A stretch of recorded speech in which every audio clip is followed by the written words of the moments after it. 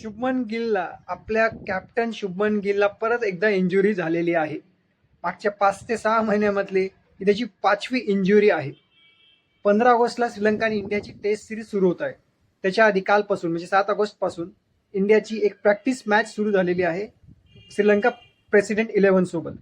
त्या प्रॅक्टिस मॅचच्या आधीच म्हणजे 6 ऑगस्टला प्रॅक्टिस सेशनमध्ये त्याला एक इंजुरी झाली. फिल्डिंग करताना त्याला एक इंजुरी झाली. तर त्या इंजुरीमुळे तो प्रॅक्टिस मॅच खेळू शकणार नाही. प्रॅक्टिस मॅच मधून तो बाहेर झालेला आहे. म्हणजे असं सांगण्यात येत आहे की इंजुरी तेवढी मोठी नाही आणि तो सिरीज 15 ऑगस्ट पासून सिरीज होत आहे, त्या सिरीजमध्ये तो खेळेल. या प्लेअरला इंजुरी, त्या प्लेअरला इंजुरी, म्हणजे ऑलरेडी सिरीज सुरू होण्याआधीच जसप्रीत बुमराह या सिरीजमधून बाहेर झालेला आहे. जसप्रीत बुमराह बाहेर गेल्यामुळे तसाही 50% बॉलिंग तर वीक झालेलीच आहे.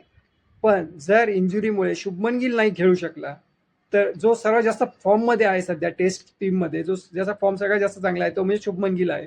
आणि तो जर बाहेर झाला तर बॅटिंगमध्ये सुद्धा तेवढाच मोठा प्रॉब्लेम असेल. जर जसप्रीत बुमराह आणि शुभमन गिल नसेल तर टेस्ट सिरीजचे हारण्याचे चान्सेस असतील. जे इंजुरी पुराण जे सुरू आहे ना टीम इंडियाच्या मागे, त्याच्यासाठी टीम इंडिया मॅनेजमेंटला, कोचला काही ना काहीतरी करावं लागेल. कारण असे जर मेन प्लेयर जर इंजुरीमुळे जर आणि जेव्हा पाहिजे तेव्हा जर बाहेर होत राहतील तर त्यांची रिप्लेसमेंट प्रत्येक वेळेस आणायची कुठून. तुम्ही जर बघितलं तर जसप्रीत बुमराहचा जो इम्पॅक्ट आहे तो ऑलरेडी दिसू लागलेला आहे. काल पहिला दिवस होता प्रॅक्टिस मॅचचा आणि इंडियाची पहिली बॉलिंग होती. तुम्ही जर बघितलं श्रीलंकेने 368 रन 368 रन केलेले आहेत आणि त्याचे 8च विकेट पडले होते, त्यांनी डिक्लेअर केलं. म्हणजे इंडियाची बॉलिंग जी वीक आहे ती दिसत आहे.